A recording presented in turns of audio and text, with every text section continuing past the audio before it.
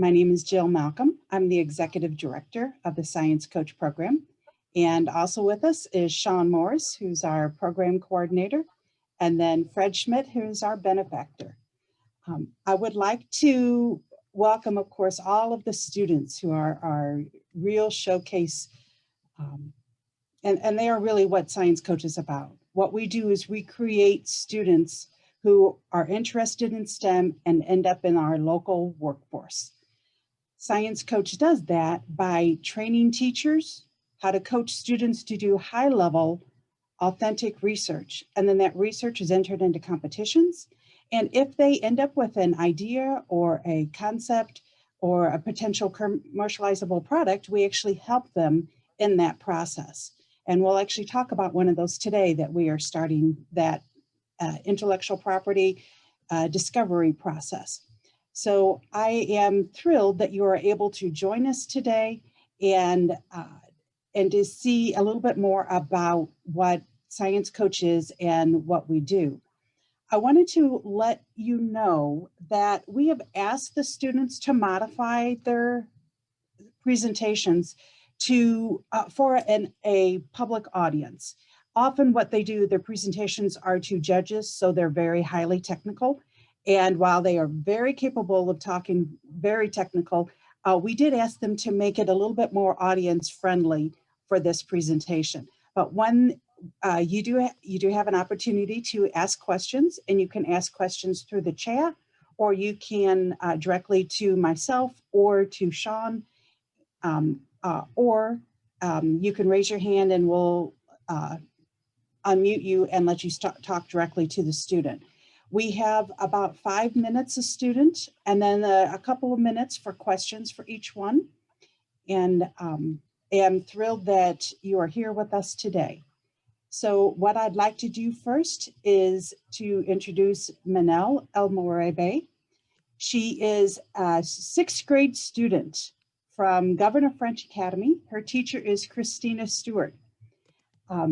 So Lisa, if you want to go ahead and get your presentation up. Many of our students have already started their competitions and have gone through various levels of competitions, and most of the competitions are still in progress. But what Menel has won is, so far in her school fair, she won 1st place in her division. And in the Illinois STEM and Engineering Research Challenge, she is going to be competing with that on Friday. So we'll see what happens. So she actually got the opportunity to go to the regional fair. So Menel, go ahead and share your screen. And her title is The Effect of UVC Light on, and I know I'm not saying this right, Saccharomyces cerevisiae.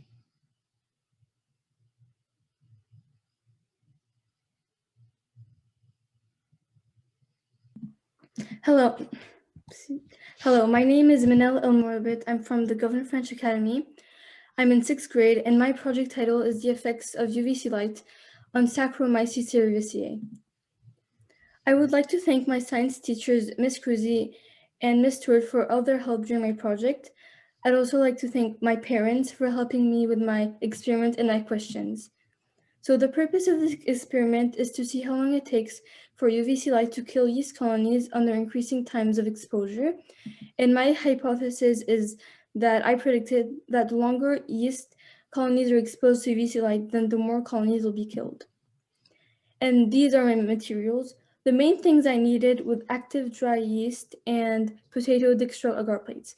The reason I chose potato dextrose agar plates is because that type of agar is used to grow molds, lactose, yeasts, and more. And for the active dry yeast, what I did to activate it is I got a plastic cup and I filled 90 milliliters of room temperature distilled water, and I put it in 2 1/4 teaspoon of active dry yeast with 1/2 teaspoon of granulated sugar. And then I covered the cup up and I waited 10 minutes for the yeast to activate. And you will see that the yeast will move up when it's activated. So after my yeast solution was activated, I had to dilute it. And the reason I did that is because I thought that if there are less colonies on the Petri dish, then my results will be more accurate. So I got another plastic cup and I filled it up with 90 milliliters of distilled water, and I got a pipette to fill it up with 10 milliliters of the yeast solution. Then I got one of my agar plates, I took the lid off, and I smeared a thin layer of this yeast solution on the agar. After that, I put an index card on the half part of the Petri dish. And the reason I did that is because so at the end I can see if my UV light actually killed it. And you might be wondering why I chose that specific type of bacteria. And the reason I chose Saccharomyces cerevisiae is because when I started doing this project, I wanted to choose E. coli, but I couldn't do it because of the lockdown. And since I couldn't access a lab, I chose a bacteria that isn't really necessarily contagious. So these are some of my photos. This is how the potato dextrose agar plates grows with yeast. This is how the yeast is supposed to look like when it's moused. And this is how I did organize my petri dishes. So I did 3 trials, and the duration I chose was 15 seconds, 1 minute, and 3 minutes. So based on my experiment that I conducted, the yeast colonies were reduced due to the exposure of UVC lights, and as you see here, the scales I chose was 1 to 5. 1 was 100% killed, and 5 was 100% alive. And as you see here, these are my results. This was 15 seconds, 3 minutes, and 1 minute. So 15 seconds was partially alive and mostly killed and partially alive. And 3 minutes was 100% killed. 1 minute was partially alive and mostly killed. So this experiment has shown that when UVC lights are exposed to yeast colonies with different durations, it will kill it. And also, some of the issues I ran into while conducting my experiments was that whenever I wanted to do this, first I chose a UV ultraviolet light torch, which wasn't really effective, so it wouldn't kill the bacteria well. So I changed the light to a UVC light, which is the most powerful type of UV rays. And if I could have redone this project, I would have definitely extended my independent variable, and I would also have chosen different intensities of light. And for my conclusion, my hypothesis was correct, that the longer yeast colonies are exposed to UVC light, the more colonies will be killed. And so the duration of 1 minute was mostly killed and partially alive. The duration that killed the bacteria 100% was 3 minutes. Thank you. Any questions? We do have one. The question was, why or how did you know to add sugar? So with my research, I knew that whenever you have to activate yeast, you have to make the grease think of it like a person. To make it have energy, you need to give it like food. So it's kind of the same thing with the yeast. So if you add sugar, then it will be activated, and you and I saw that it would mousse up, which kind of meant that it was alive, and that's what the sugar was to do. And one more question. Do you have ideas of how you might be able to use that in real life? Well, because of I saw in my information that in hospitals they used UV lights to kill, they would put them in a room, and then it killed the bacteria. And since of this lockdown, people have been putting their UV light, or they have just put it out in the sun. They have put their masks or anything that masks or things that are that have any bacteria, and the UVC rays or UV lights will kill it. And I thought that since I wanted to do E. coli and I wanted to test if it could kill it, and that's why I think that my project could be useful. Excellent. And any more questions? May I remind everybody, Menel is a 6th grader. So Science Coach deals with students 6th through 12th grade. And you're getting awesome jobs. Congratulations. So thank you very much, Menel. Our next student is a 12th grader, Eli Jones. Eli is a student from Jackson High School. And his teacher is Leanne Thiel. I will let him describe his project title, but one of the cool things about Eli, and there's many cool things, is that he has been doing his research since the summer of his sophomore year, and he is choosing a university. His choice of a university is whether or not he can continue his research. So this is somebody who is totally dedicated to this. He's won a special award at the Science Talent Search, which is a national competition, very prestigious. He was one of 300. He won $2,000 and $2,000 for his school. He was best in show at the Missouri Southeast Missouri Regional Fair. That was out of the entire fair. He was best in show. He also had some other medals and ribbons. And at the Junior Academy of Science, he was in first place in his category. And of course, medals and ribbons as well. So Eli, take it away. All right, so I'll introduce myself too. Again, I'm Eli Jones. And before I kind of get into this project, I want to explain the background for why I came up with this idea. So essentially, the idea for my research is that I'm synthesizing a molecule. I'm making it from scratch. But where did I come up with this idea in the first place? So I originally got interested in organic chemistry, which, if you're not familiar, organic chemistry is the chemistry of anything that contains carbon, which is quite a lot of stuff. We're made of carbon. All plants and animals are made of carbon. So organic chemistry is a very vast field. And I got interested in organic chemistry like 3 years ago. I started reading a textbook in it. I got really interested in that textbook. I then took a class on organic chemistry. And finally, I said, hey, I'm going to apply all this knowledge I learned, and I'm going to synthesize a molecule, which is kind of like the pinnacle of what you can do in organic chemistry. So my research is the second phase of the total synthesis of Limburgen E. And right here is a molecular structure of Limburgen E. So all these balls represent atoms.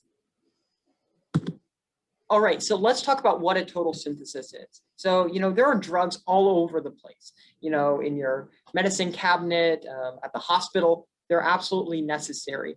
And in order to make these drugs, we have to start with really simple materials. We have to start with stuff you would find in crude oil, for example, because we can't just get these complex molecules from nothing. We have to find a way to make them. So total synthesis is essentially finding the way we can start with really simple chemicals and build them up into complex drug molecules. And so that's what I'm doing, a total synthesis. And there are really two aspects of why someone would want to perform a total synthesis. So of course you have the idea of, well, we need to find a way to make this drug. So of course, that's going to tie into the drug discovery process. You want to synthesize a molecule so you can possibly help discover more drugs. If you can synthesize it, you can put it out in the world and give people access to it. That's kind of the drug discovery process.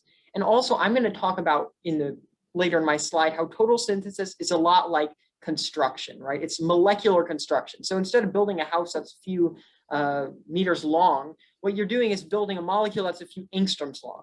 And that's essentially what I'm doing. So I'm developing these new kind of construction techniques for my molecule.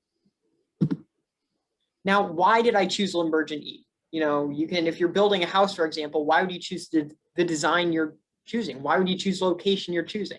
And this is kind of the same question with Limburgen E.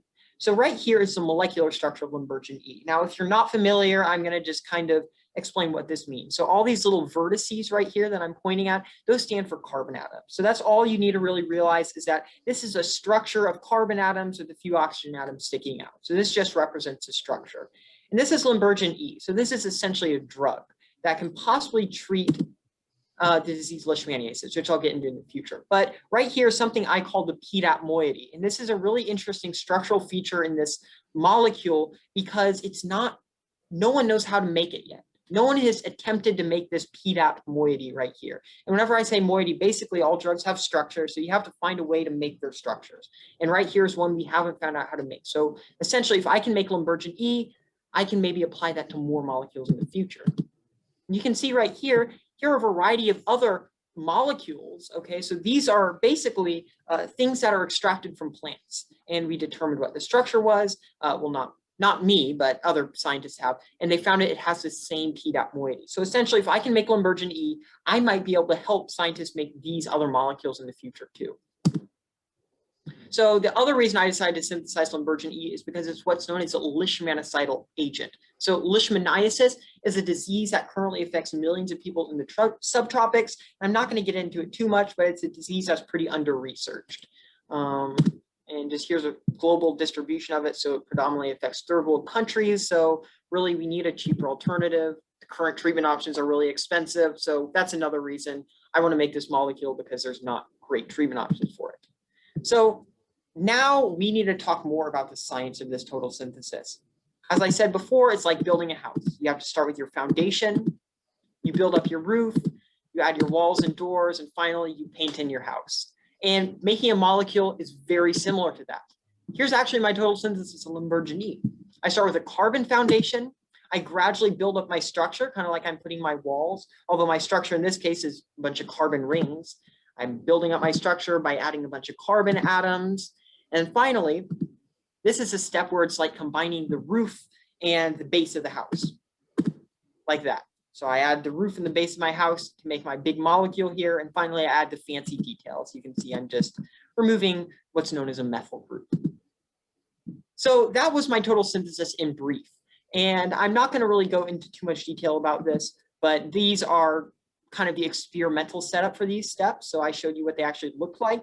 But basically, what you need to understand is that each of these steps I'm performing in a laboratory. I'm essentially combining a bunch of reactants together. I make my molecule here, and once I make my molecule, I have to separate it from a bunch of impurities, and I do something called column chromatography, which is basically separating any impurities from it, and then I prove I made my molecule using something called spectroscopy. That's basically like a camera for something super small like a molecule.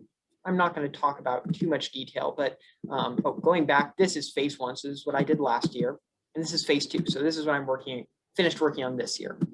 Now, phase 3, my future planning, is what I really want to talk about. So this is what I'm planning on doing in college.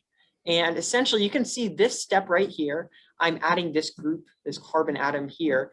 And this is a really difficult step because it's producing something that's known as an enantiomer. And an enantiomer is essentially, basically, if you look at your hands, right? If I have my two hands right here, they're right and left-hand versions of each other. They're very, they're pretty much similar, but, they're not at the same time. So it's really hard to actually make these different enantiomers. And so this is one of the steps I'm really going to be exploring in my future research. So in terms of my future plans, I'm planning on going to SIU Carbondale. Hopefully I want to publish a few papers. I'm wanting to get a PhD in organic chemistry eventually, hopefully pursue a postdoc and maybe become a research professor one day. So here's my future PI, Dr. Kyle Plunkett. And I would love to answer any questions at this time. Let's see if I can pull this up.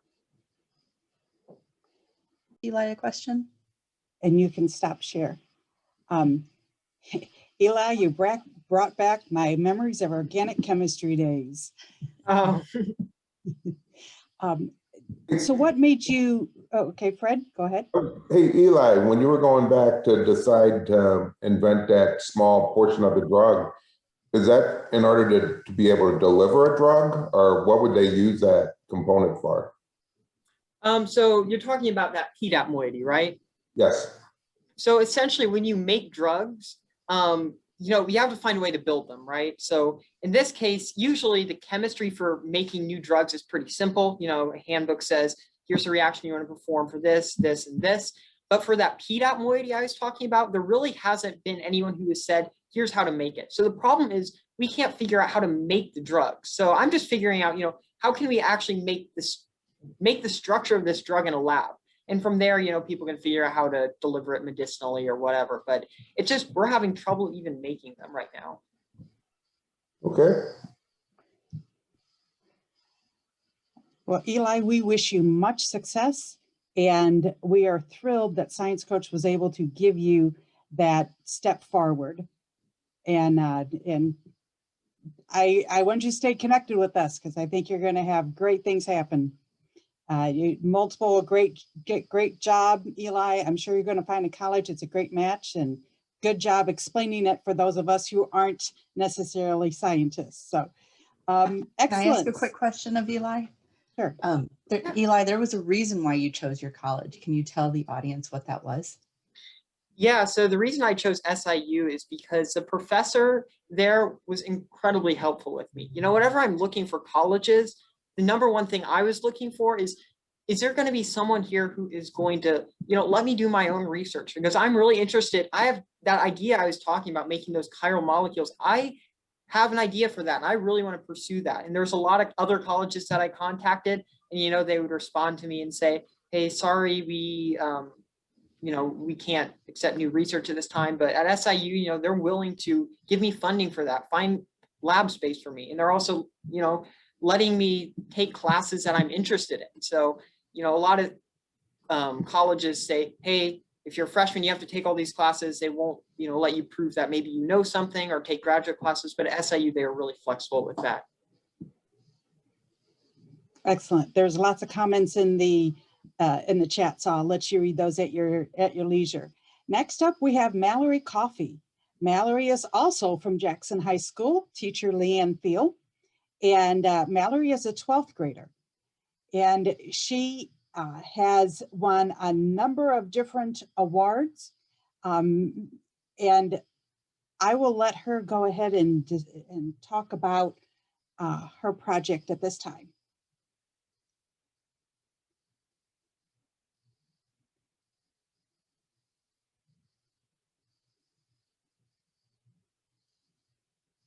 Unmute myself. There we go. Sorry about that. Sorry. All right. While you get that up, I want to tell you some of the awards that she's received. At the Southeast Missouri Regional Fair, she is first place in her division, bunch of medals. She had third place in her division, best in show of the entire fair. She had some special awards. She won a $2,000 scholarship at the Junior Academy of Science. She won second place in her judging category and some additional medals and ribbons. So she is very accomplished. All right, Mallory, take it away. All right. So I'll just introduce myself again. My name is Mallory Coffey, and I'm from Jackson High School. I'm currently a senior. And this year I looked at the tolerance and cell viability of N-hexanyl L-homostrain lactone within the cell line CRL3342. So a little bit of introduction and background. Antibiotics have been in use for almost 100 years. The first antibiotic, which was penicillin, was discovered in 1928 by Alexander Fleming. And ever since, we've been using antibiotics to treat simple pathogenic bacteria, which is all good and well until we get to the overuse and the misuse of antibiotics. And that can cause something that's called antibiotic resistant bacteria.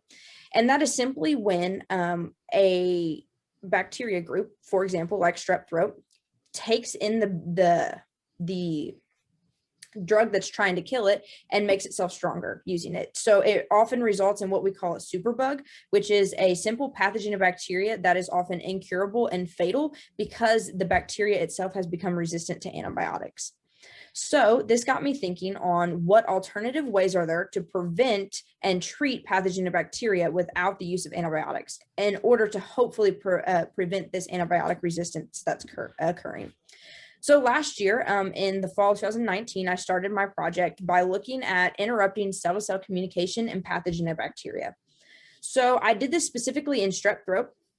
And the first thing that I really researched and figured out was how strep communicated with itself. And that is through a system called Quorum Sensing. It's intraspecific communication, which means that it's communicating with itself. And it does this by sitting in the back of your throat. So we all have a little bit of strep in our throats right now. And what it does is it simultaneously counts itself until it feels like it has enough of power to overcome the massive host of the human body.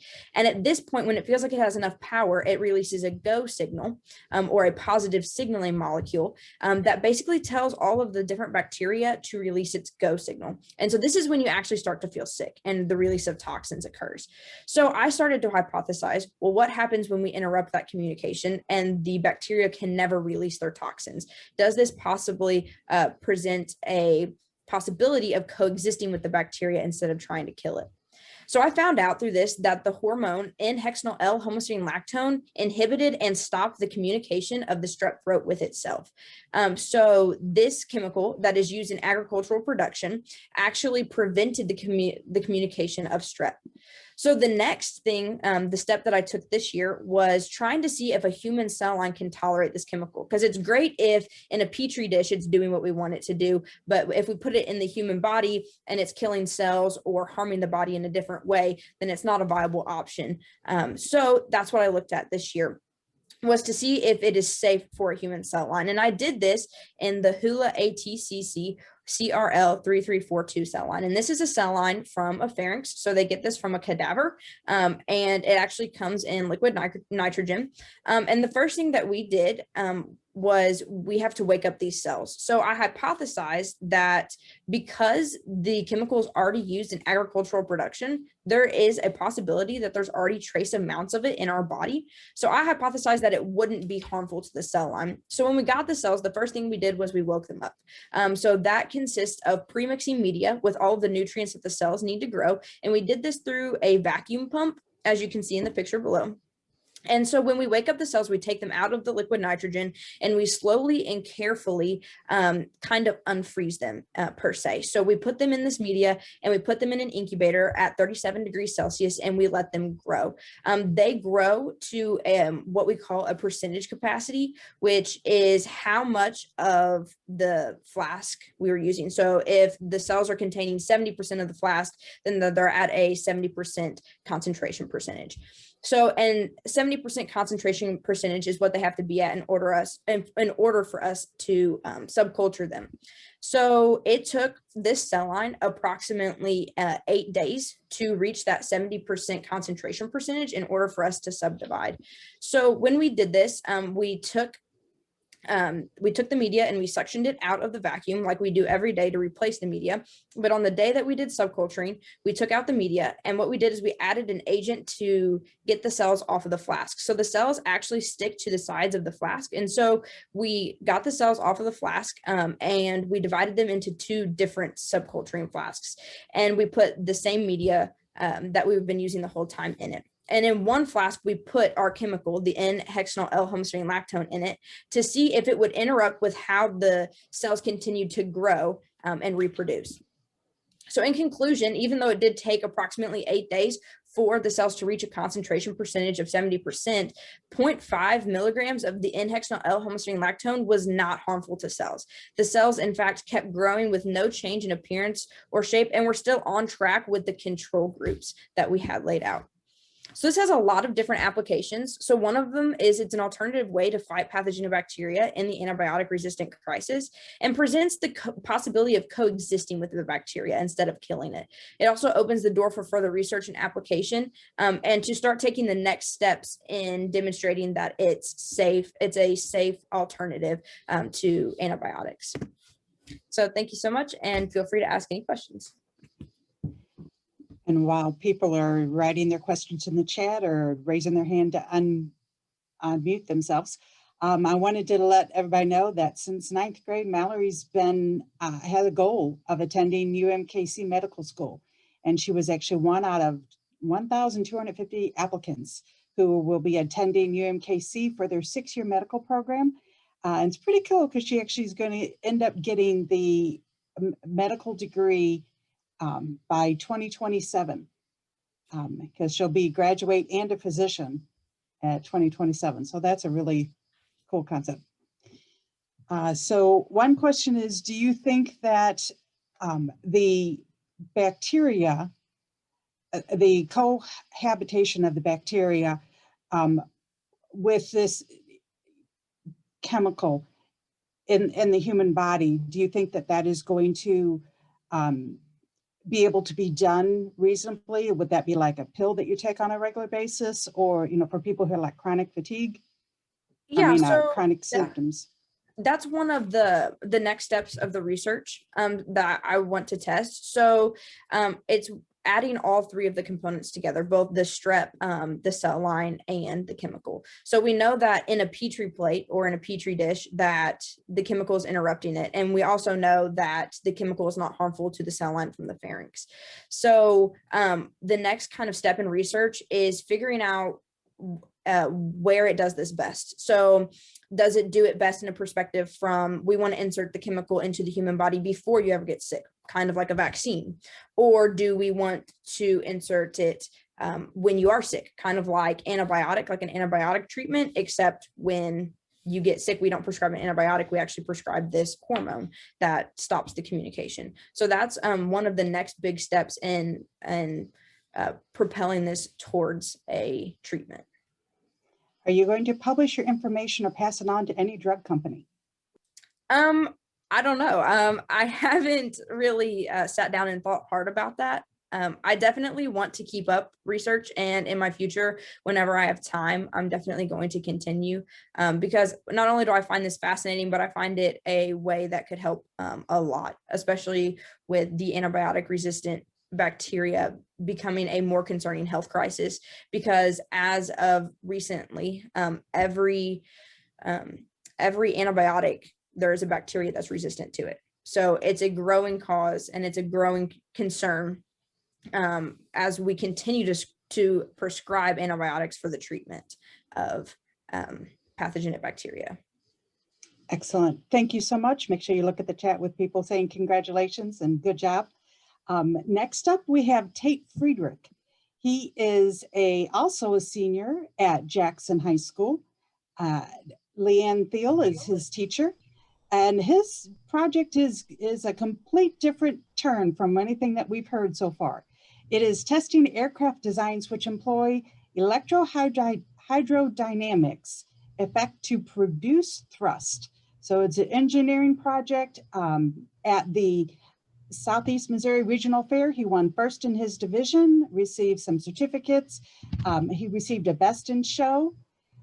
He received some money. He went to Cape Girardeau Area Engineering Club and won special awards there.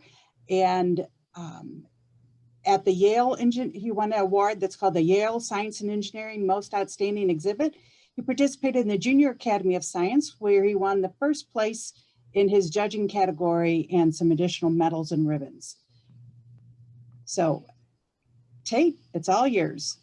All righty. Okay.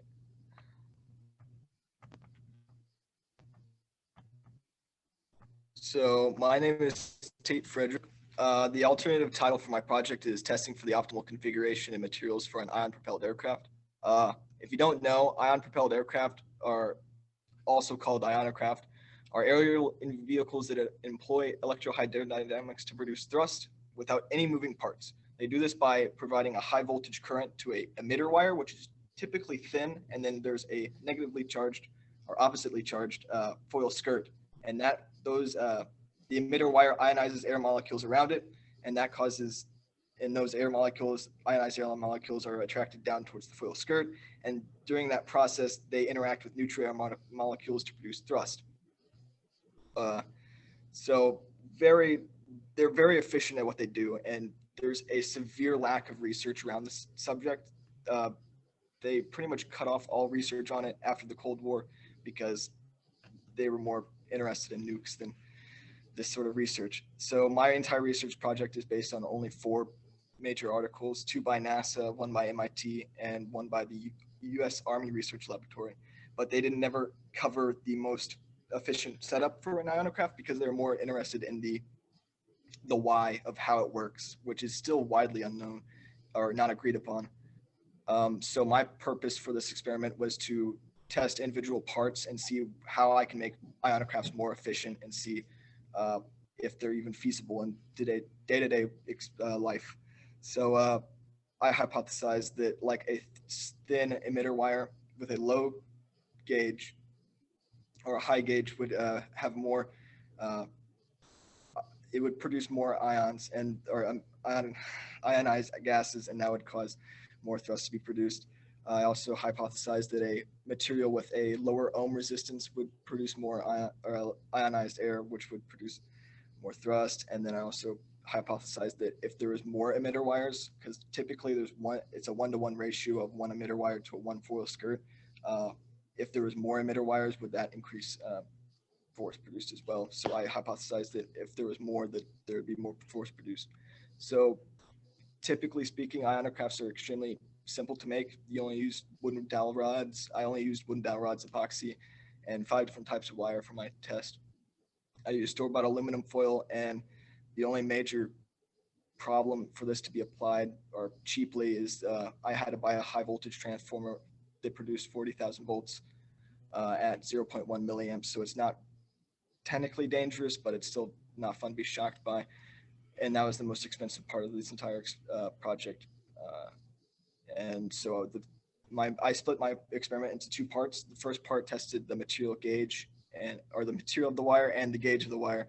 And then the other experiment tested the number of emitter wires. And so my dependent variable was the force produced by the test frame that I built. So I built a test frame, which was really simple. And then I attached a digital force gauge to the test frame and then measured the force produced whenever I turned it on. I measured multiple test runs, each 5 seconds or 10 seconds long.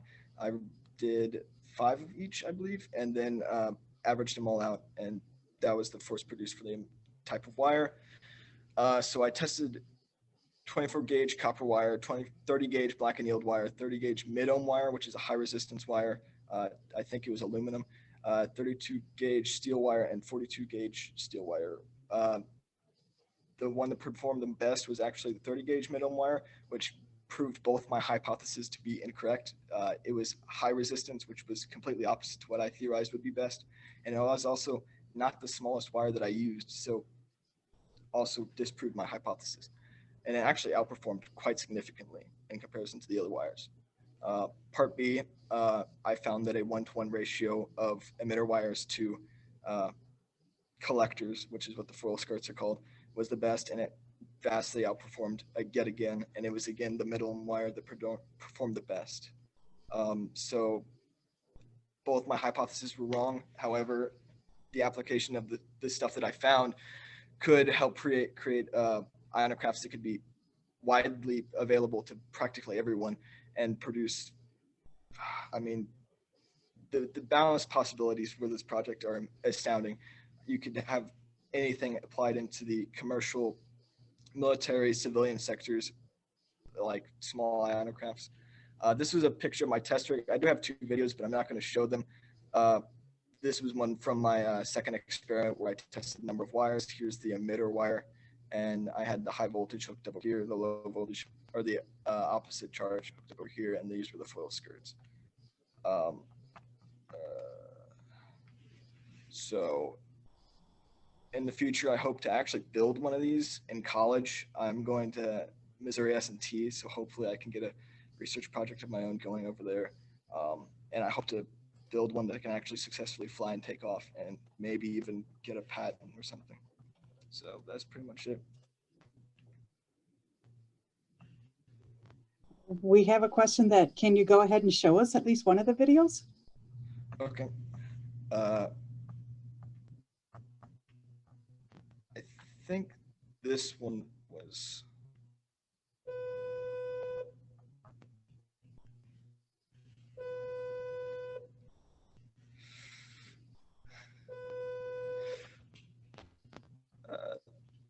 Here. Sorry, I'm at a classroom right now because my home Wi-Fi isn't the best. while we're waiting for the video, could this technology be used in an automobile or other transportation?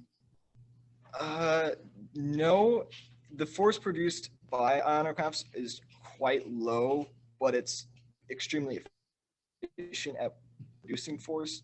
So what I mean by that is if you take like a jet engine, you're producing a ton of force and you're burning fossil fuels. However, that conversion of chemical energy all the way to mechanical energy isn't the best.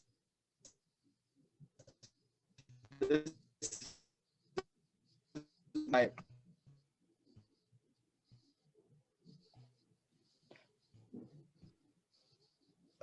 aircraft but they really can't be applied to anything big as of right now. They're pretty much only limited to like small drones and unmanned aerial vehicles. Actually, here's a better demonstration. This was actually my project from last year. I just built these things and it didn't really produce much viable research, but as you can see, it does take off the ground with no moving parts, which is quite interesting. But that's, any other questions? Can you imagine, okay, I think you just answered this one about the commercial use for this type of aircraft. So it's mostly small. Yes, but I mean, it only runs off of a battery and a transformer. So I mean, I envisioned it being used in like, I mean, you can just pick it up and deploy it practically anywhere. And it's very durable and you can practically replace all the parts on it with dollar store equivalents and it'll still roughly run. So I mean, like its application into the military for being easily modular and easily to be deployed is pretty good as well. And that's the main thing I envision it being used in, but it could be also used in commercial stuff as well. Excellent. Thank you very much, Tate. I appreciate that. And Tate, Mallory, and Eli were all what we call student stipend winners, senior stipend winners. They actually got paid $1,000 to do their research this year. And that was a competitive award that they received from Science Coach. Next, we have Lanita Devine. She is a 12th grader from Wentzville Holt High School. Her project actually has some commercialization and or intellectual property capabilities. The isolation and identification of antibiotic compounds from soil found in suburban public parks. She is planning to attend the University of Pittsburgh, majoring in microbiology. And at the Missouri Tri-County Regional Fair, she won 3rd place in the honors division and walked away with $200. And from the Junior Academy of Science, she had a special award in her division, and she's has the opportunity to go to the next level competition. So Lanita, it's all yours. Can you guys hear me okay? Yes. Okay, like she said, my name is Lanita, and I am a senior at Holt High School out in Wentzville, and my project is titled Isolation and Identification of Antibiotic Compounds from Soil Found in Suburban Public Parks. I chose this project because I'm really interested in microbiology, hence why I'm majoring in it, and I really like the intersect between microbiology and health and medicine, and the opportunity to do a project with actual impacts was really interesting to me, so I definitely wanted to do it. So ever since their discovery, antibiotics have been used at a massive rate to combat bacterial infections. However, with antibiotics quickly came antibiotic resistance. And today, this resistance has been seen to nearly all antibiotics that have been developed. Now, with this rise in resistance, the threat of bacterial infection mortality also became a very real fear once again. Infections that could easily be treated just a decade ago are now putting people in hospital for days or even weeks at a time. I'm sure all of you know someone who's had an experience with an antibiotic-resistant infection, such as MRSA, as they are so common in the US. On average, every 15 minutes, someone dies from an antibiotic-resistant infection. Therefore, my goal in this project was to aid in the effort to discover new antibiotics by finding novel antimicrobial compounds. I hypothesized that if soil was collected from public parks in the Wentzville, Missouri area, new antimicrobial compounds would be discovered, with some having novel antibiotic potential. So first I collected soil from 3 of my local parks, Rotary Park, Prowess Park, and Quail Ridge Park. I then performed 4 serial dilutions to just see what kind of bacteria I actually had in my soil samples. And ultimately, the third dilution produced the ideal number of colonies, so I used those for further research. I then created master plates from my zero dilution plates just to organize all of my data and gain information about morphology, and also assign each an identification number.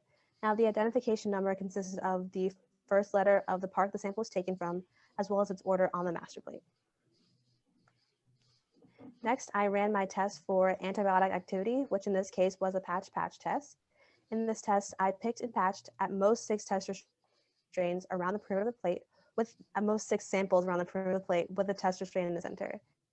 Antibiotic activity was then categorized as samples that had full growth but were not touching the tester strain. Now, with the samples that did show antibiotic activity, I was able to choose 15 to send off for sequencing of the 16S rRNA. Now, this allowed me to gain access to the information that would allow me to identify the samples in the NCBI nucleotide blast database. So 4 of them showed no significant similarity in the database, which means NCBI just doesn't know what it is, and I can't do anything more with it within the scope of my project. 5 of them were able to be identified, however, and 2 were actually uncultured bacteria, which I think is really interesting because NCBI doesn't really know what it is, but there was another sample uploaded to the site at some point that also contained the bacteria that I had used. And NCBI was just able to link them together without even knowing what it is. I think the bacteria from the other sample came from like Germany or something, which is really interesting considering that it matched mine. I was then able to run a gene mining program called Anti-Smash. Now this program is able to look at my entire genome and predict the production of secondary metabolites, which can be antimicrobial compounds.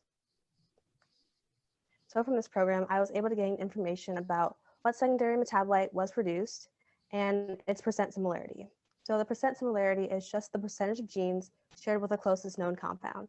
So if you look at mycosin H47, it has a 20% similarity, which means that 20% of the genes in my sample were shared with the biological gene cluster known to produce mycosin H47, which is why it was thought that that would be produced.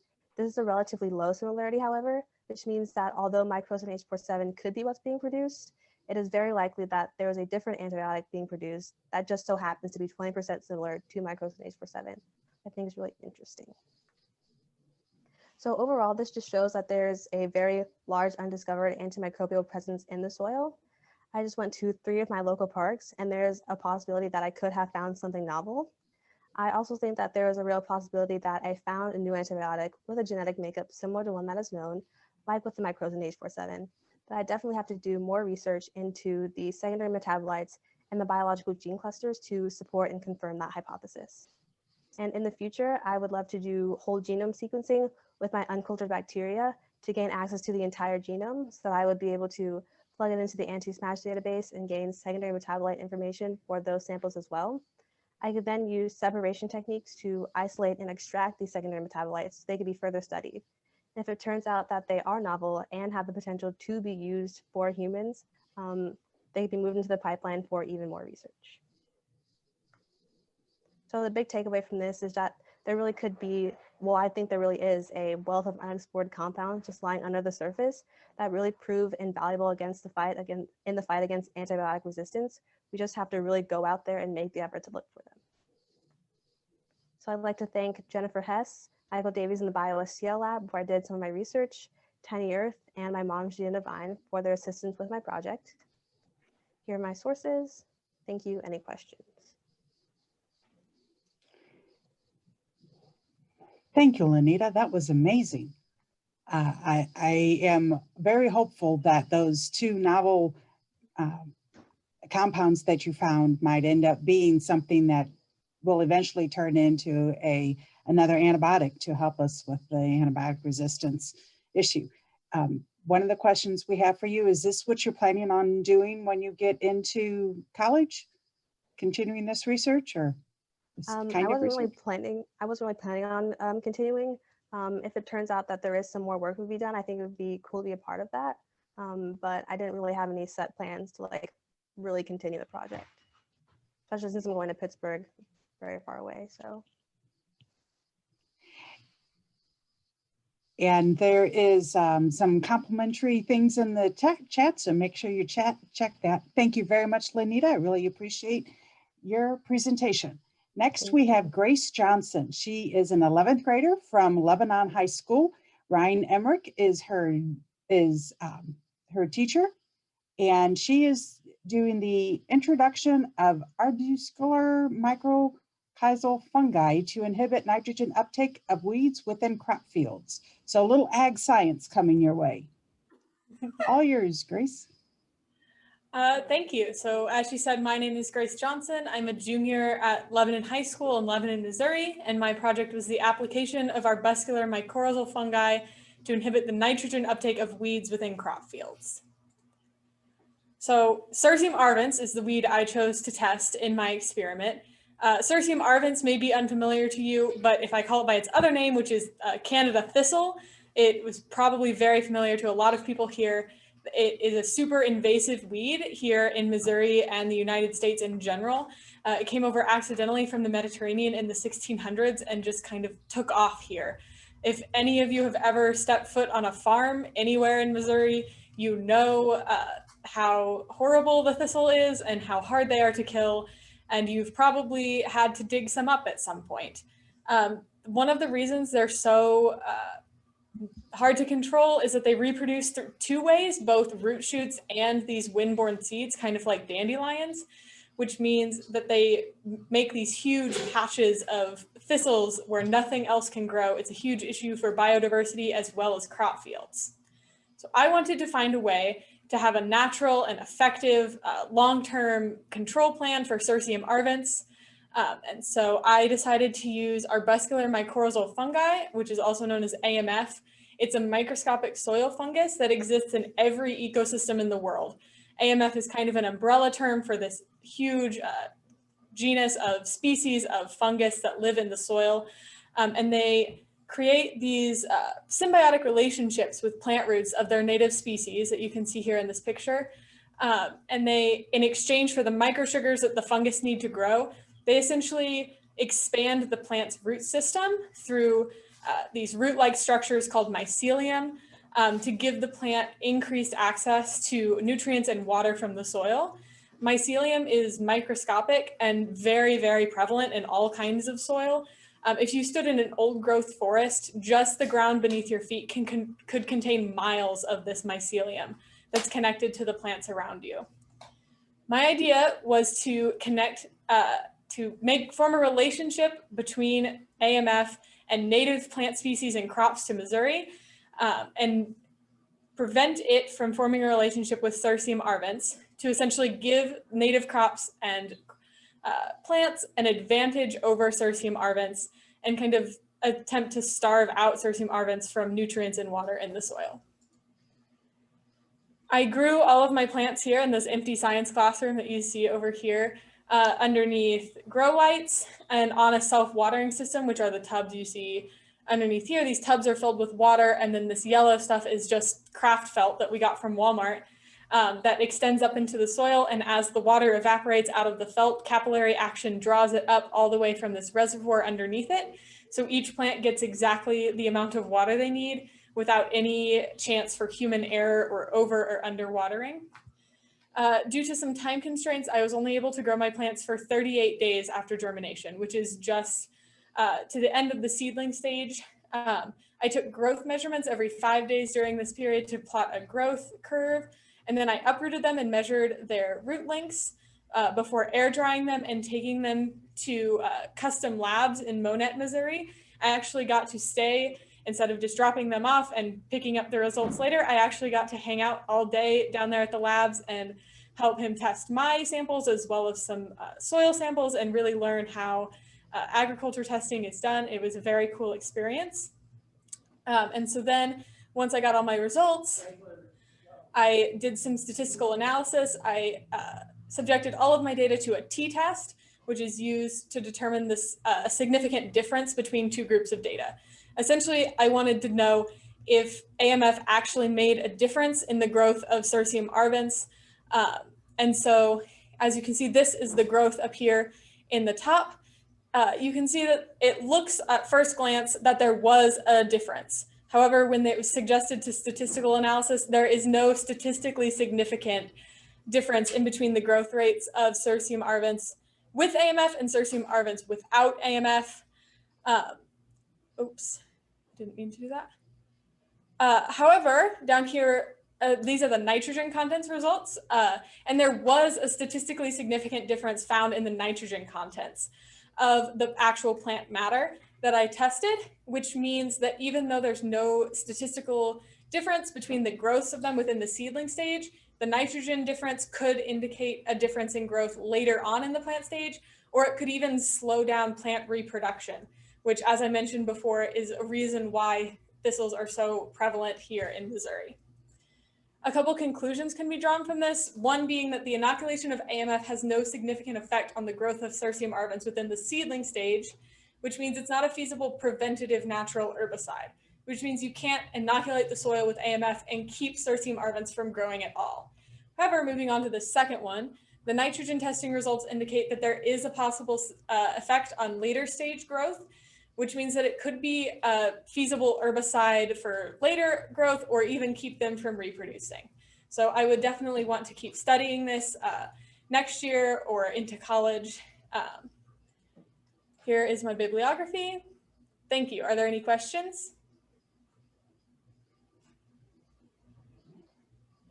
Excellent job, Grace. That's having natural herbicides is a wonderful goal that is going to really help secure our food source without destroying our environment. So I think it's a very worthwhile, and I look forward to what you are able to do for next year as well. Thank you. I don't see any questions at this immediate time, so we will go ahead on to Maya Irvine. She is doing an invasive bush honeysuckle project. And of course, she's going to say it very more scientific, but she is from Camden High School. Christopher Reeves is her teacher, and she is currently participating in the National Junior Science and Humanities Symposium. She was selected, so she's actually joining our presentation from that location. She's going to be attending Washington University in St. Louis and majoring in 2 biology tracks, ecology and evolution, and molecular biology and biochemistry. And her goal is to conduct undergraduate plant science research, as most of the WashU biology students do, with the Danforth Plant Science Center. So again, keeping it local. Maya, it's all yours. All right, awesome. So hi, my name is Maya Irvine, and today I'll be presenting to you my research project where I was determining the role of the phytotoxic flavone apigenin in the allelopathic pathway of the invasive plant species Lanita Devine, also known as bush honeysuckle. So bush honeysuckle is known for being extremely invasive. It's known to reduce forest biodiversity, deplete seed banks to prevent understory vegetation from growing, and the removal treatments are very expensive. Also, bush honeysuckle is hypothesized to be allelopathic, which means it secretes chemicals into the soil to inhibit the growth of other plants. And one reason why it's hypothesized to be allelopathic is because it has inhibitory leaf extracts. So extracts created from Lanita Devine have been shown to inhibit germination of many plant species. And then also a flavone called apigenin, which is known to be harmful to other plants. It's phytotoxic, has also been detected in the leaves of bush honeysuckle. So first I'll be describing some processes that apigenin may be undergoing in these leaves of bush honeysuckle. First one is glucosylation, which is basically adding a sugar onto apigenin so that a plant no longer is harmed by the negative effects, and also so that it can produce more of this chemical. Then there's a second process called acid hydrolysis, which is basically breaking that sugar off of apigenin to form the phytotoxic flavone once more. Glucosylation is likely to occur in the leaves of bush honeysuckle, and acid hydrolysis is likely to occur in the soils of infestations. So I did 2 parts to my study. First, I did a field study where I worked with the Missouri Department of Conservation to find an area with a high concentration of bush honeysuckle. And I collected soil samples to determine concentrations of apigenin in these soil samples. So I collected 75 soil samples, which I then put on a rocking table after I mixed it with 80% methanol solutions. Then I put it through a sonificator to ensure proper incorporation. I strained it using Whatman filter paper to get a yellowish clear solution. Then I subjected it to a UV spectrophotometer to get concentrations of apigenin. My next study was a laboratory study where I determined the role of pH in different concentrations of Lanita bush honeysuckle leaf litter on the germination of a native plant species, Arabidopsis thaliana, also known as thaleocress. So I had 15 different solutions with 5 different pHs and 3 different concentrations. First, I measured the concentration of my leaf litter, which I then mixed with distilled water to create aqueous extracts. Then I used a pH meter to see the impact of the leaf litter on the aqueous extract. Then I germinated 12 Arabidopsis thaliana thaleocress seeds in these solutions. And then I germinated these each solution bag for 8 days. My results, as you can see, are significant. For my first field study, I used a nested ANOVA because my methodology process was nested. And while my data was significant, however, the absorbance number for my infestation was lower than my 2 controls, which was unexpected. And this I attribute to vegetation raising the control absorbance numbers on average. So I've understand that I need to use more selective methods like mass spectrometry in the future. For my germination study, I found that Mackey leaf litter, by increasing concentration, has an increased inhibitory effect on the germination of Arabidopsis thaliana. And at pH 5.0, it appears that the inhibitory effects of bush honeysuckle extracts on Arabidopsis thaliana was completely negated. So to conclude, Mackey leaf litter has an inhibitory effect on the germination of Arabidopsis thaliana. And this I attribute to the phytotoxic flavone apigenin degrading at a faster rate at allowing for the leaf litter to have more inhibitory effect. At pH 5.0, however, since it was a much lower pH, it degraded apigenin at a way faster rate, so it no longer had the inhibitory effect on Arabidopsis thaliana. I found that more selective methods should be used when determining apigenin content in soils specifically, like mass spectrometry. My studies also provided novel understanding of allelopathy through the very infamous plant species bush honeysuckle. And I also found that this could be a possible post-removal treatment in soils infested with Lanita Mackey. So if a infestation were to, in the winter, apply lower pH ingredients into the soil, it would lower the pH of the soils, degrading those toxic chemicals. And then in the spring, when seeds are germinating, they'll no longer have those negatory effects. So here are my acknowledgments. First, Dr. Joshua Whithelm, he was a professor at Purdue who helped me with any questions I had. Then Fred Schmidt, he was a very essential donor for my research supplies, and I'm very thankful for him and all that he's helped me with my project. Christopher Reeves is my research advisor, and then also Jody Mulder for her help with finding an area with Lanita Mackey concentrations. And then thank you. Do you have any questions? So Maya's project was actually part of what we call a donor-directed research. So Fred Schmidt was the donor, and he has a problem with invasive honeysuckle on some farm property. And it's like, let's see if we can have some science coach kids figure out a way to address this. So donor-directed research is an opportunity for anyone who has any particular area of research that they're interested in to actually sponsor a student or students to do dedicated research. So Maya, you have done an amazing job with this, and congratulations to you and others who that will carry on this research if you choose not to do this. I know you're planning on going into plant science, and I'm thrilled that you are doing so. So thank you very much for your presentation. Our next one is Lisa Crawford. She is a 9th grader from Governor French Academy. Her teacher is Christina Stewart, and she's doing the probability study of a 3-sided coin. This is really the only math project that we have so far this year. And it's often a challenge to, but this one is a very creative solution for how to do a math project. So while she's getting her screen ready, she won a Junior Science and Humanities Symposium. It's a regional and state opportunity So she won at regional, she's going to state. And so we look forward to hearing a lot more from Lisa in the future. So Lisa, it's all yours. Hello, I'm Lisa Crawford, and I'm a freshman at Governor Finch Academy. So my project was titled Finding the Thickness of a Coin if the probability of the coin landing on its edge is a third.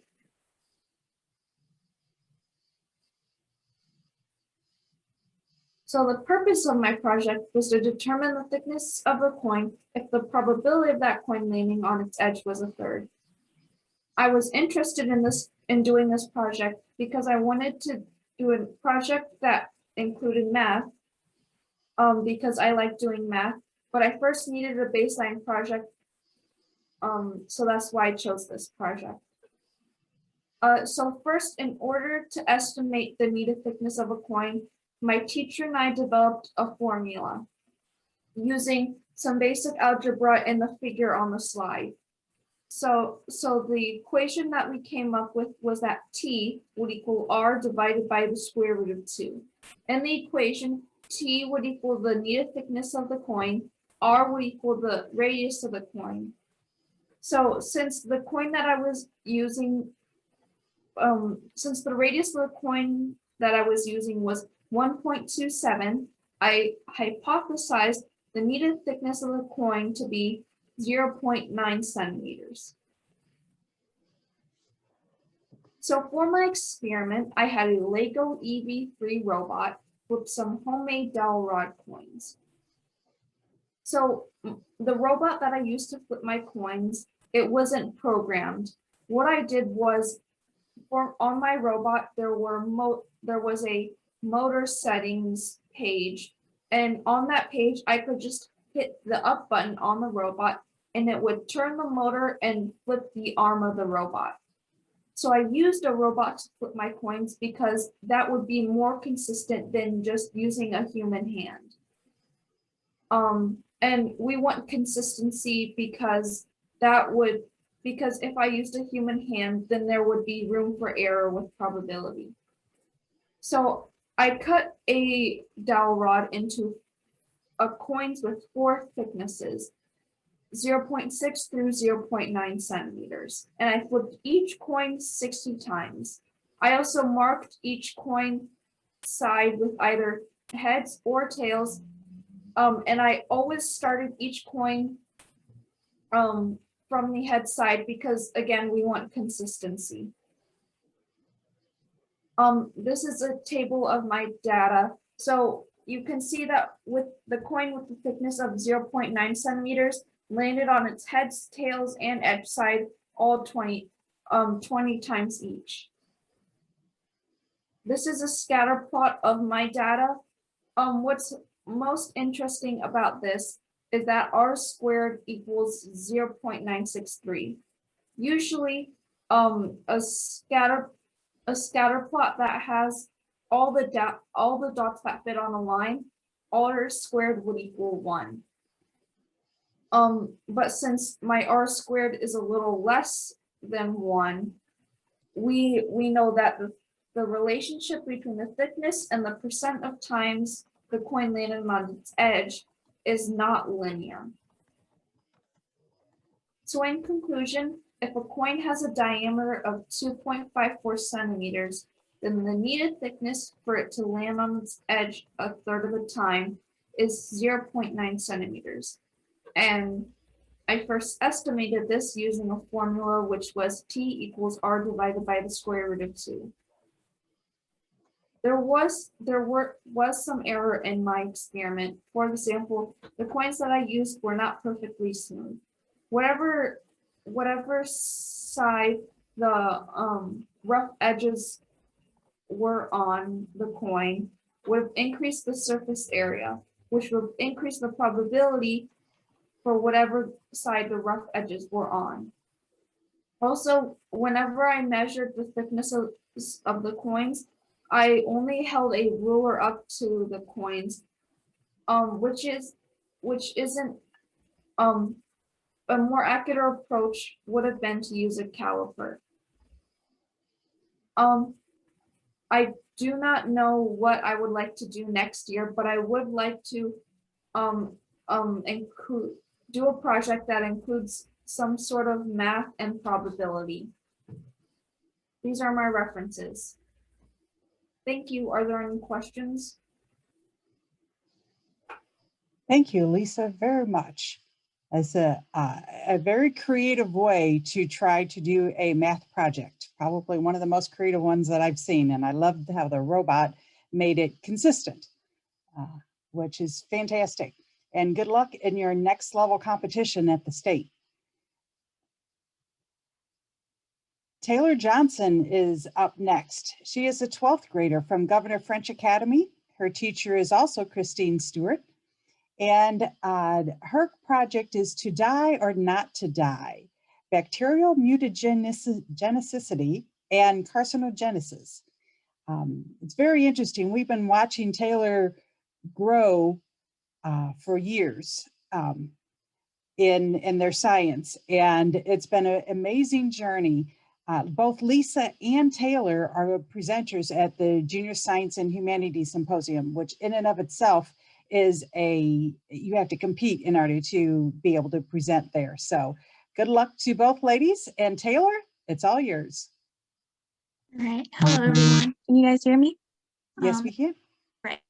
Hello, my name is Taylor Johnson, and I'm a senior at Governor French Academy. And today I'll be discussing my project, To Die or Not to Die, Bacterial Mutagenicity and Carcinogenesis. So my purpose and justification for this investigation is to determine the mutagenic activity of permanent hair dyes. After reading an article that stated breast cancer was commonly linked to hair dye, I wanted to investigate the potential mutagenic properties in hair dyes. Did you know every year in the United States, around 220,000 women are diagnosed with breast cancer, and approximately 40,000 women die due to this disease? This investigation is personal to me because a family friend who is a cosmetologist passed away due to breast cancer, and I wanted to understand the risks of a future career as a cosmetologist. So, what do we already know about hair dyes? It's a chemical, and everyone uses it to either give themselves a new bold look or to cover their grays. And in my research study, I asked myself the following questions. What is hair dye made of? What causes hair dye to be a threat? And has anyone tested hair dyes for mutagenic properties before? And to answer these questions, hair dye is made of hydrogen peroxide and ammonia. And what causes hair dye to be a threat is the hair dye's nature itself. The permanent hair dyes fade over time, and in order to sustain a desired color, the user must continuously dye their hair over and over, which leads to continuous exposure. Bruce Ames tested hair dyes for potential mutagenic properties and carcinogens after his concern for their use grew. He utilized bacteria to test whether a given chemical can cause mutations in the DNA of the test organism. And like Bruce Ames, my concern was if hair dyes were safe for use. So for my experiment, I used an Ames test kit provided from Fisher Scientific to test 5 permanent hair dye brands. I tested Clairol Nice and Easy, L'Oreal Paris, Garnier Nutrice, Revlon, and Schwarzkopf. And unlike the other 4 brands, Schwarzkopf claimed to have natural ingredients on its packaging. So I compared the dyes based on being either synthetic or natural. The Schwarzkopf was my natural dye, and the other 4 were my synthetics. I hypothesized that the synthetic hair dye brands would have greater mutagenic activity, while the Schwarzkopf would have little to none. I tested the hair dye by using an inoculated Salmonella typhimurium culture as an indicator, since S. typhimurium cannot grow colonies unless an amino acid known as histidine is provided. And if the S. typhimurium grows after being exposed to the chemical being tested and causes back mutations, it has mutagenic properties. And to compare natural hair dyes and synthetic hair dyes, I had a positive and negative control. The positive control would be the NOPD provided with the kit from Fisher Scientific, and the negative control was the sterile water provided with the kit. And after exposing the inoculated culture to the 5 brands of hair dye and the positive and negative control, I incubated the suspensions for 48 hours and counted the back mutations. So for my results, I averaged the back mutations for both trials using a table and bar graph. And all of the suspensions had back mutations, but of all the hair dyes, the L'Oreal Paris hair dye had the least back mutations for both of its trials, with an average of 4.5 colonies. The Schwarzkopf hair dye plate had the greatest number of back mutations for both of its trials, with an average of 28.5 colonies. And compared to the synthetic hair dyes and the negative and positive control plate, this average was significantly greater. So here's a photo of the Schwarzkopf hair dye plate, agar plate, after an incubation period of 48 hours. And here is a photo of the L'Oreal Paris plate after incubation in a 48-hour period as well. And you can see there. So after analyzing my results, I hypothesized that Schwarzkopf hair dyes ingredients could potentially be the cause of colony growth, and that ingredients that were labeled natural may very well be synthetic to prolong the dye's shelf life. Schwarzkopf contains ethanolamine and hydroxyethylparaphenyline diamine sulfate, which is kind of long, just to name a few. And so these two ingredients are buffers and hair colorants, and they kind of act as how you would put the hair color into your hair's follicles. So after the hair dye process, you would bombard your hair with these two ingredients. So these two have yet, from my research, to cause any deficit results, but in the near future, I would love to test these and any of the other ingredients in the Schwarzkopf hair dye to see if they have any deficit results.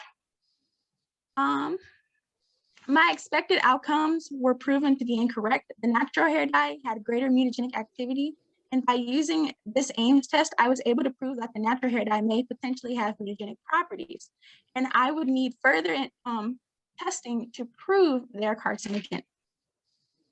So there are a few things that could have been improved in my experiment, but I unfortunately could not control them. The S-type Amirium was unable to be grown for the full recommended time. So instead, I inoculated the culture in a 2 milliliter Luria broth. Also, the Fisher Scientific distributor sent unequal amounts of top agar, which may have affected the culture's growth. Finally, my lack of resources. I unfortunately lacked enough resources to have a positive and negative control for my second trial. As a senior, I do plan on continuing my research of hair dyes and their potential hazards in college, because if I can save anyone with my research, I definitely want to. I would like to express my gratitude to my mentor, Mrs. Christine Stewart, Mrs. Pamela Wansley, along with the Science Coach staff for allowing me to complete the scientific investigation in their lab. I would also like to express gratitude to Mrs. Monica Henry and Mr. Jeffrey Redmond, who aided in my data analysis. Lastly, I would like to thank my family and friends who helped me gather information in the making of this project. These are my references. Thank you so much for your time. Any questions?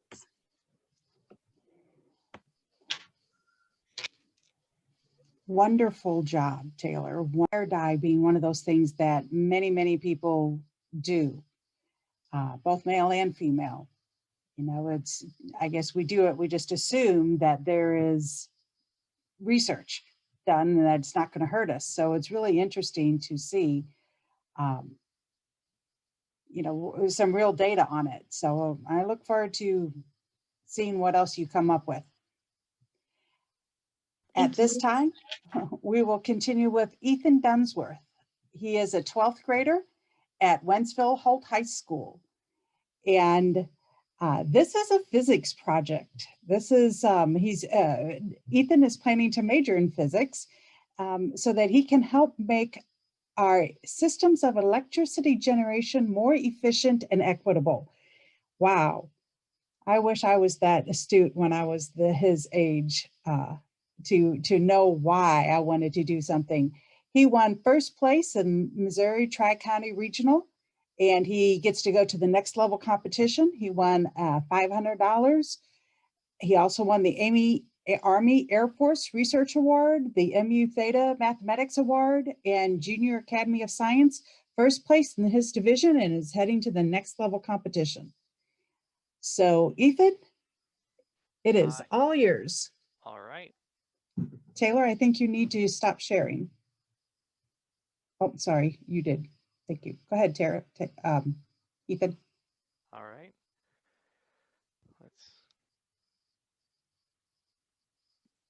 go. So, hi, my name is Ethan Dunsworth. Like as Malcolm said, I am a senior at Holt High School, and in my project, I examined the efficiency of an HB11 fusion reaction under varying methods of kilotesla magnetic confinement. So, in order for humanity to survive the coming centuries, we needed to develop new and more efficient forms of clean energy. And although the current methods of nuclear fusion are really promising, they also produce high-energy neutrons which can damage the walls of the reactor and create radioactive waste. However, in 2017, a group of researchers demonstrated that it may be possible to generate electricity by fusing hydrogen and boron. Unlike the deuterium-tritium fusion used in most modern reactors, the HB11 reaction yields virtually no neutrons. In fact, it produces even less radioactive waste than burning coal. The concept reactor proposed by these researchers uses a kilotesla order magnetic field to confine a reaction ignited by a high-intensity laser. For reference, that's tens of thousands to hundreds of thousand times stronger than the strength of the Earth's magnetic field on the surface. In their papers, these researchers introduced the need for simulation studies to examine how to optimize the operation of this magnetic field, because it hasn't really been done before.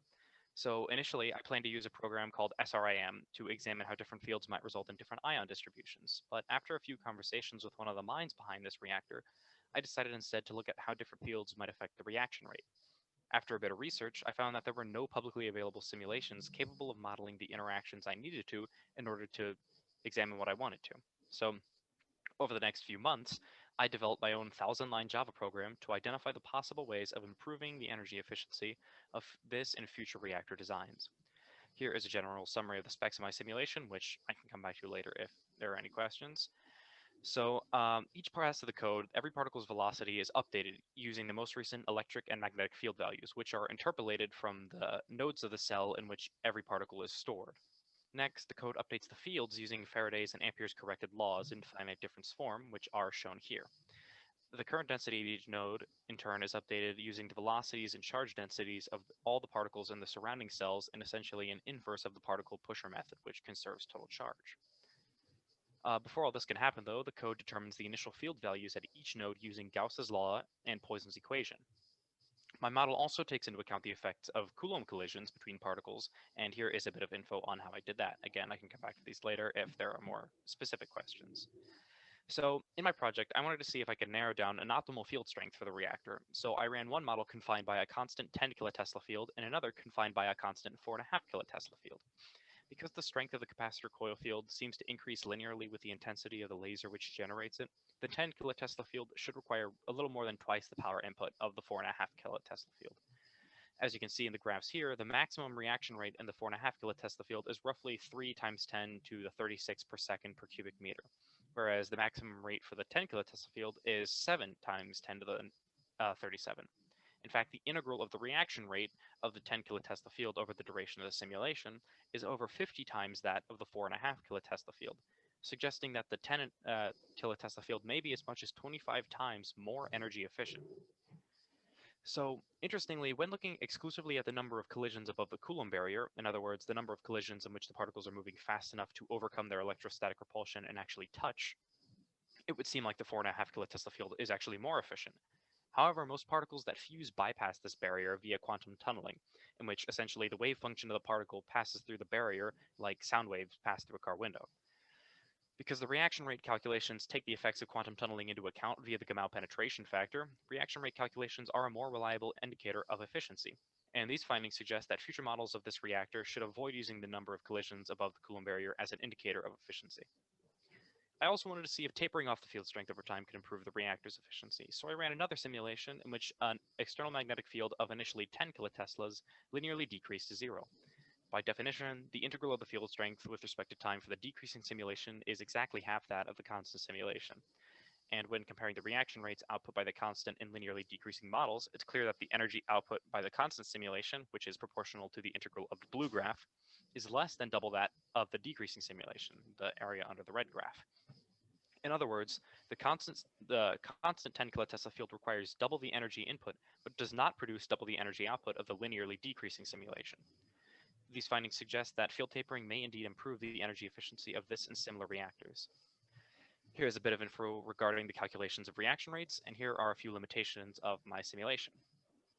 So what is the takeaway of all this? Well, the HB11 reactor offers a more sustainable alternative to traditional methods of nuclear fusion, and going forward, high-fidelity simulations will play a critical role in paving the way for its optimization.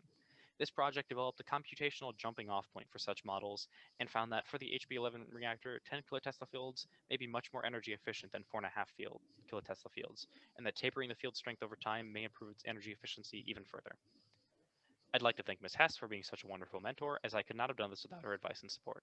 I'd also like to thank Dr. Mark Conradi and Dr. Warren McKenzie for helping me wrap my head around the physics I needed to complete this project. Here are my references, and thank you for your time. Who struggle with IBD or a similar inflammatory disease. For those who don't know, IBD is a group of intestinal disorders that cause prolonged inflammation of the digestive tract. This could cause an individual to have abdominal pain, severe diarrhea, fatigue, and even weight loss.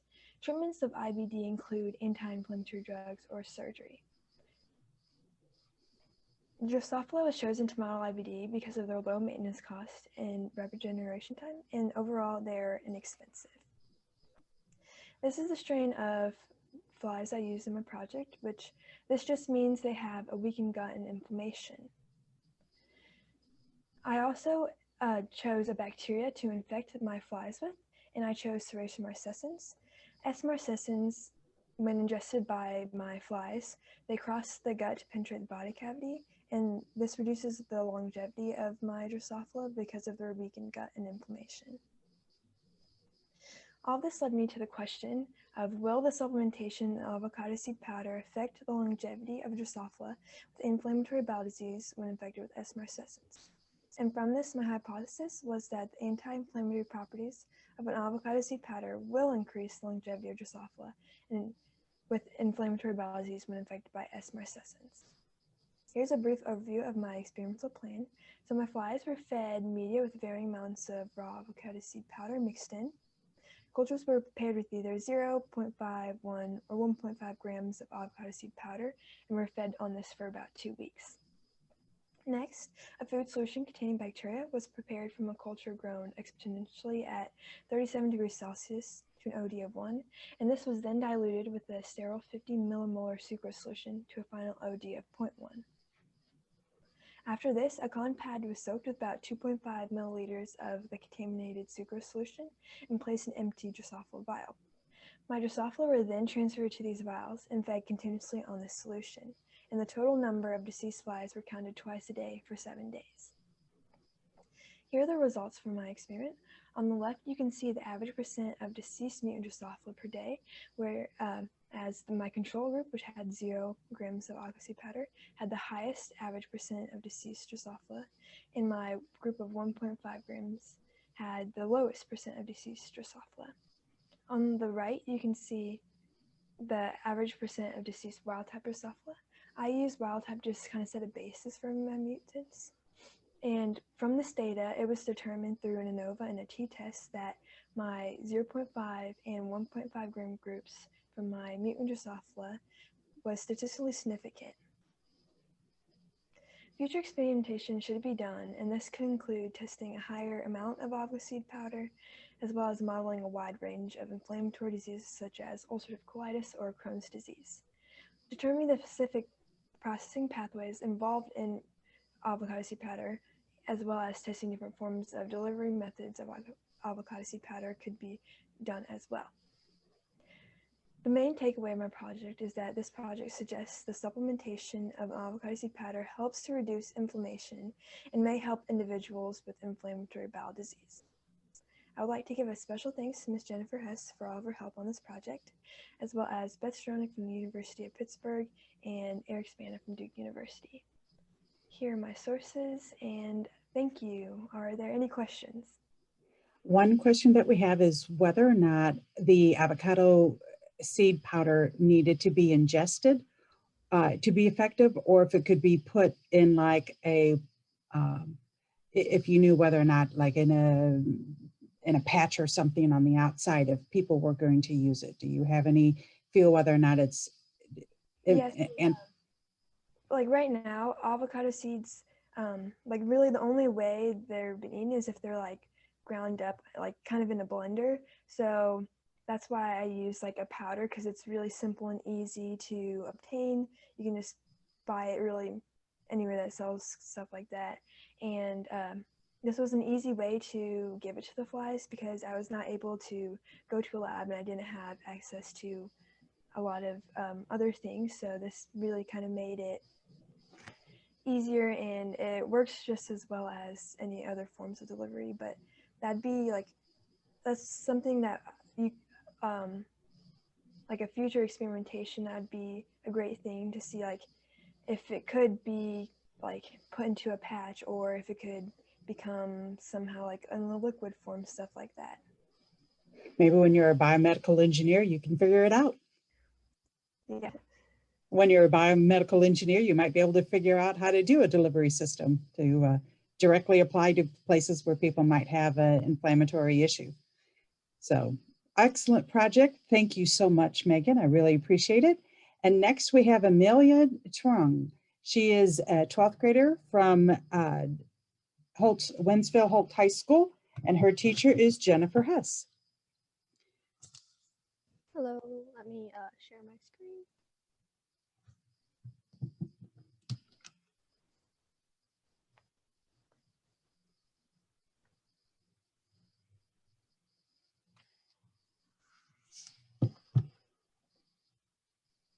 Alrighty. Hi everyone, my name is Amelia Chong and I'm a senior at Holt High School in Wentzville, Missouri. I'd like to share with you my project analyzing genes related to reactive oxygen species and Stylophora pistillata corals under short-term thermal stress. So growing up, I watched Finding Nemo probably more times than I can count. So the ocean became a really important part of my life, even though I've always lived in the Midwest. A few years ago though, I stumbled upon this article saying that half the Great Barrier Reef was dead.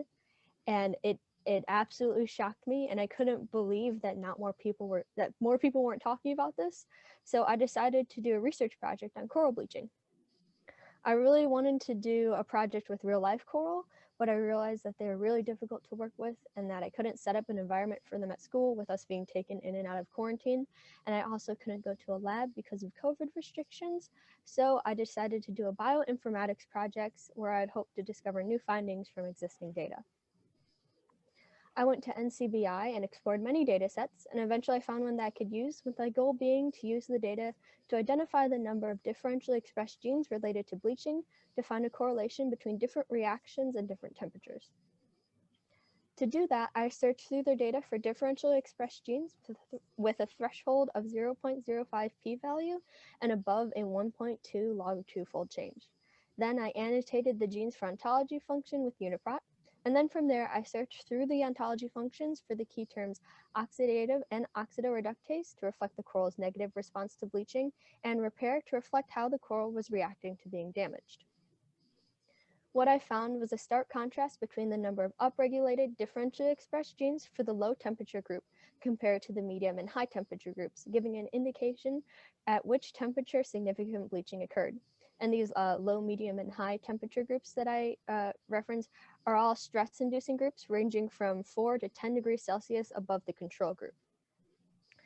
Even more interestingly, though, was that this project showed a slight decrease in the amount of differentially expressed genes from the medium to high temperature groups, while the original study found a drastic increase. So this variation in results could be caused by multiple different factors. Firstly, the original study took into account all genes, while this study only took into account the specific groups of genes that I filtered for. Secondly, any genes that could not be annotated with UniProt were omitted from the study. And then lastly, analysis for this study was performed manually using Excel, possibly leading to mistakes and omissions that should be looked into. In the future, if I were to continue this project, I'd like to use a good reference genome to work with next generation sequencing data rather than microarray data, so I can see if I can replicate my results and validate them using a different method. Additionally, I'd like to incorporate more variation in species and look at genetic data and microbiome data to show the relationships between multiple factors. So what should we take away from this project? Based on the variation between the results from my study and the results of the original study during the 34 or the high temperature group, the responsive coral and more specifically different gene groups should be looked into more deeply when put under extreme heat stress. I want to thank Ms. Hess, Mr. Brodsky, and Pine Biotech for their tremendous help and support with this project. Here are my references, and thank you for your time. Do you have any questions? That's a wonderful bioinformatics project. And one of the things that our students are excellent at doing is reaching out to industry experts or professors, or in this case, it was another company that specialized in bioinformatics in order to try to help take their research to another whole level. So very good job, Amelia. And next we will see Alison Drennen. Her presentation is, as 11th grader, was done at Lebanon High School. Her teacher is Ryan Emmerich. And Allison has won quite a few awards. She, at the Missouri Ozarks Science and Engineering Fair, she won Best in Show. She had won a monetary gift of $500, and she gets to go to the International Science and Engineering Fair, which is like the Olympics of science fairs. And she received a $1,000 Missouri State University scholarship. So Allison, take it away. All right. Hi, my name is Allison Drennen. I'm a junior at Lebanon High School, and my research project is evaluating cinnamaldehyde as an antibacterial agent in a produce wash for leafy greens. Even in a developed country such as the United States, foodborne illness is a rampant problem. Approximately 76 million cases of illness are caused by foodborne pathogens in the United States every year. About 47% of these cases of illness are caused by contaminated produce. Leafy greens are the largest contributor within the broader category of produce because they are often eaten raw. You're not going to cook a salad before you eat it, which means that you're missing that kill step that you get from a food such as a cooked meat that ensures that your food is safe from any potentially harmful microorganisms. The way that leafy greens are grown means that they can easily become contaminated through the soil, water, or manure that's being used as fertilizer that they're grown in, or through poor worker hygiene practices in produce processing and distribution facilities. So chlorine is the most commonly used post-harvest sanitizer to help reduce the risk of contaminated produce and foodborne illness. Chlorine is very low cost and it is widely recognized for its effectiveness, but the disadvantages of using chlorine cannot be overlooked. Chlorine's effectiveness is really dependent on the pH and temperature of the wash water being used, which can easily become thrown out of alignment without you knowing, which poses a big danger. It has also been found that chlorine is both carcinogenic and mutagenic to workers in these produce processing facilities who are exposed to these chemicals every day. In addition, if you process your produce with chlorine, you cannot market it as organic because it does not comply with the Safe Water Drinking Act. This is a big money loss for produce distribution companies because organic produce tends to sell for quite a bit more than normal produce in just grocery stores. And so cinnamaldehyde is a potential alternative to chlorine. Cinnamaldehyde is a natural compound that is produced by members of the plant genus Cinnamomum. It is the main chemical component in the cinnamon that we eat and flavor our food with, and it is what gives cinnamon its iconic taste and smell. Cinnamaldehyde is a commonly used food additive, and it conforms to USDA standards for use as a food additive in organics. And in previous studies, it has been shown to be an effective antibacterial agent against many microorganisms. In addition, cinnamaldehyde is less affected by pH, temperature, and other external factors than chlorine, which is another big plus. So this brings me to my research question. Will cinnamaldehyde solutions used as a produce wash be effective inactivators of Escherichia coli in leafy greens? A brief overview of my methodology. I used a K12 non-pathogenic strain of E. coli in this research and romaine lettuce. I tested cinnamaldehyde solutions at concentrations of 0.2, 0.5, and 1.0%. And then I also tested bleach at a concentration of 100 parts per million, which is the industry standard for use as a produce wash, and water as positive controls because both bleach and water have exhibited some varying degrees of effectiveness against E. coli. And then I also used lettuce that was not treated with any washing solution to determine the original cell count present. To collect my data after washing, Each sample of lettuce was swabbed, and the resulting material was plated onto an E. coli selective chromogenic agar. This simply means that the colonies of E. coli are meant to grow on this material. They turn a different color than any other microorganism that might be growing on it, which means that I can confirm with 100% certainty that it is E. coli and not something else. I also left the leftover washing solution after use. I serially diluted it and plated it onto the same chromogenic agar. The results, the average of each trial was subjected to a one-way ANOVA and Tukey post-hoc to determine the statistical significance between the sample groups. And I found that there was a statistically significant difference between the bleach, which is this first green column, and then all three concentrations of cinnamaldehyde. This means that the cinnamaldehyde was more effective at destroying the E. coli in the wash water, which means that there is less of a risk of cross-contamination. When you're washing more than one item of produce in a big vat of water in a processing facility, if you have one bad piece of lettuce, then that ruins the whole batch. And then the results for my swab samples, I found that the bleach group had a significantly lower colony number than the 0.2% cinnamaldehyde group, but then the swab samples from the 0.5 and 1.0% cinnamaldehyde were significantly lower than the water and 0.2% cinnamaldehyde. This means that the concentration of cinnamaldehyde has an effect on the results, and that higher concentrations are more effective. Based on my data, two conclusions can be drawn. First, the cinnamaldehyde treatment has a significant effect on the survivability of E. coli on lettuce after washing, and the concentration of cinnamaldehyde used in the washing solution does significantly affect the success of the washing treatment against E. coli. Based on my data, I think that some further studies should take place. First, I would like to see larger scale research based on this concept and observe the long-term survival and regrowth of E. coli after the treatment solution is applied. I also think that testing cinnamaldehyde against other foodborne pathogens and on other produce items would be beneficial. Thank you. Have any questions? Wonderful.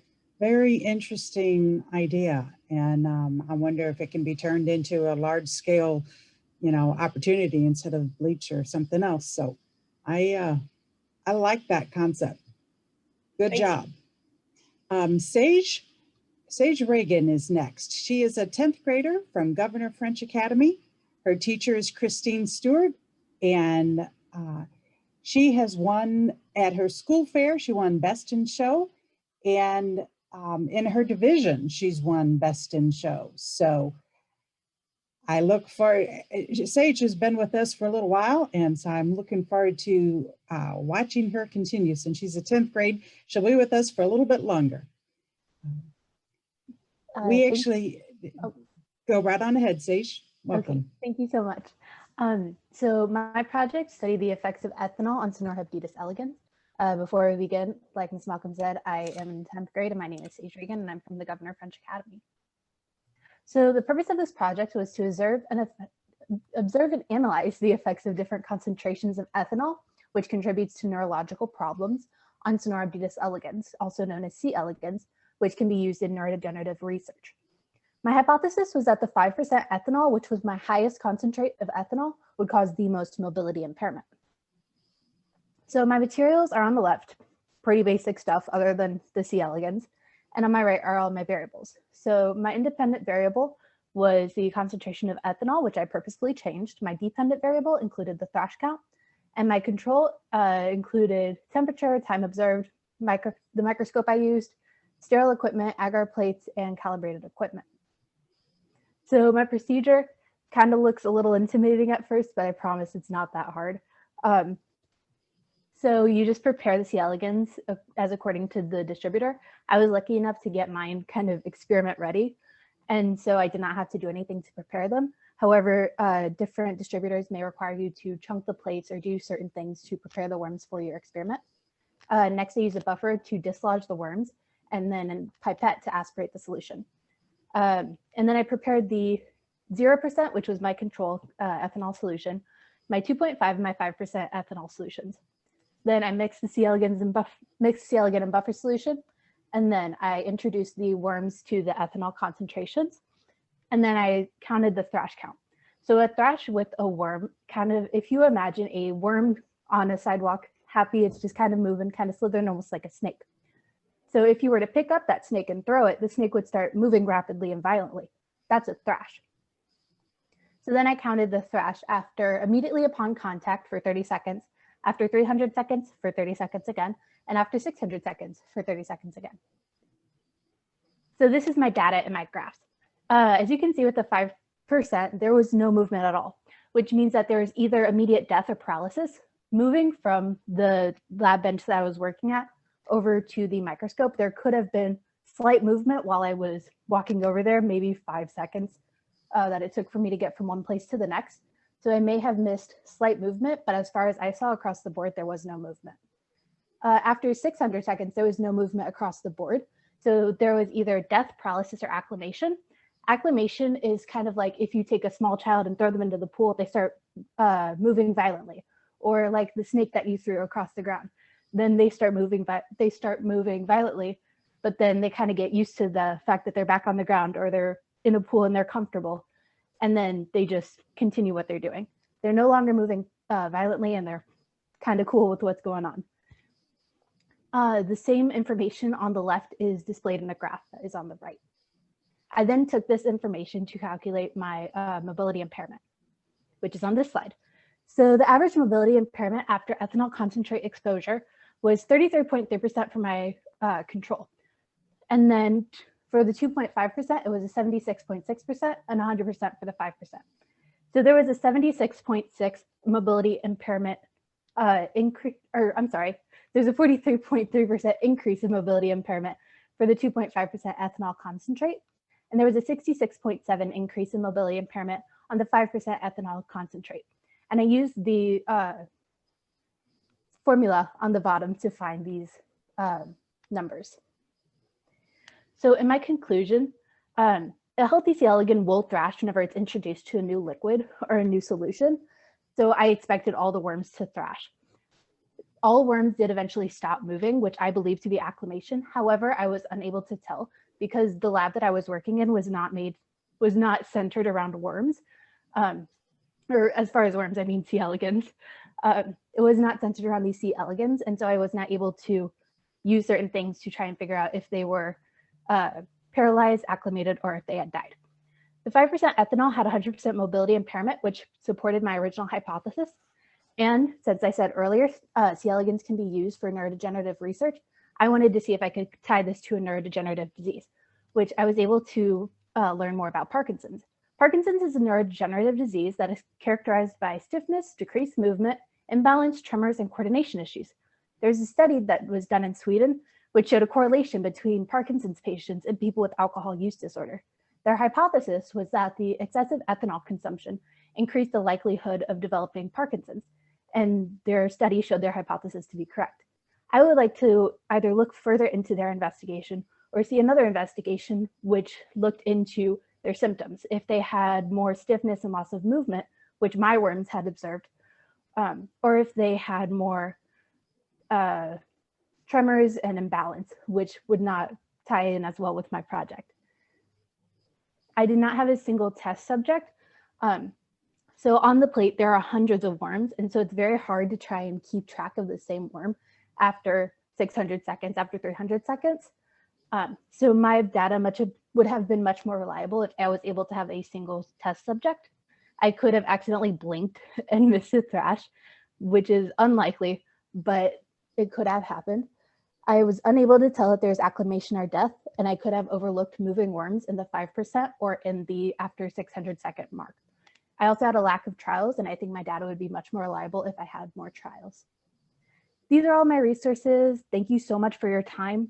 Does anybody have any questions I could answer? So Sage, tell us why you study C. elegans. So I want to work with Miss Betsy Bodeker, who uses worms to study multiple sclerosis, which my mom has. And so learning more about neurodegenerative diseases and how they work and how they affect the body is really important to me and really interesting to me. because I kind of can see that with my mom. So I'm trying to learn how to better work with these worms so that I can see if there is some way that I could learn something or point something out that might help with finding maybe a cure for MS. And Betsy Bodeker is at the St. Louis Community College, correct? Excellent. Beautiful job. I look forward to your future research. Every program, every project that Sage has done has been on C. elegans. And I'm sure by the time she makes it to college, she will be an expert in understanding the research and how C. elegans can be used to tell researchers vital information. Thank you very much, Sage. Hannah Christ, I don't see you in the participant list anymore. You were there before. Are you here now? If so, unmute yourself and let us know. All right, not hearing her. I'm going to assume that something happened with her connectivity. But I would like to thank everyone for being here with us today and being an audience for our students. Our students, 6th through 12th grade students in public, private, and homeschools, this is their showcase. This is their opportunity to show you what they are passionate about. 89% of our students go on to a STEM degree, and that builds a workforce that comes back to St. Louis companies. So thank you for participating. And if there's any particular students that you are interested in or research that you'd like to find out more, feel free to contact me. I will put my email in the chat, and our sciencecoach.org/library has all of the information that a lot of the presentations that were given here, as well as some of the ones from last year and a few that we weren't able to fit into this time frame. So thank you very much for your participation. And I appreciate all the accolades that were given to the students. That means a lot.